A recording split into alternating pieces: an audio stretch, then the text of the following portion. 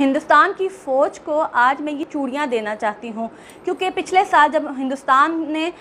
کشمیریوں پہ 370 اور 35A کو ہٹایا اور جب وہ ظلم کی انتہا پر پہنچ چکے تو انہوں نے پاکستان کی فوج کو پیغام دیا کہ 72 سال تو گزر چکے ہیں، آپ نے کشمیر کو آزاد نہیں کروایا، تو لہٰذا آپ چوڑیاں پہن لیں، اگلے 28 سال کے تک 1 صدی گزر جائے گی اور آپ کشمیر کو آزاد نہیں کروا پائیں گے۔ لیکن حقیقت تو یہ ہے کہ ہندوستان کی جو فوج ہے پوری دنیا ان پہ ہنس رہی ہے، ان کا میڈیا جھوٹ پہ جھوٹ بول کے چلا کے بتا رہا ہے کہ نہیں ہماری فوج تو بڑی بہادر ہے اور کوئی ایسا کچھ بھی لداخ میں نہیں ہوا، جبکہ آج لداخ پہ مکمل طور پہ چائنا نے قبضہ کر لیا ہے۔ نہ کوئی ایٹم بم پھوڑا گیا اور نہ ہی کوئی کسی ہتھیار کا استعمال کیا گیا، بلکہ لاتیں اور گھوسے مار کے ہندوستان کی فوج کا وہ حال کیا گیا کہ پوری دنیا ہنس رہی ہے۔ کبوتر سے ڈرنے والے اپنا تماشا پوری دنیا میں خود تم لوگ بنواتے ہو۔ گائے کا گوبر کھا لینے سے اور اس کا پیشاب پی لینے سے کبھی فوجیں بہادر نہیں ہوا کرتی ہیں۔ آج چائنا نے ثابت کر دیا ہے کہ ہندوستان کی اصلیت کیا ہے، ہندوستان کی فوج کی اصلیت کیا ہے۔ آج اگر آپ دیکھیں تو ان کا میڈیا دیکھیں تو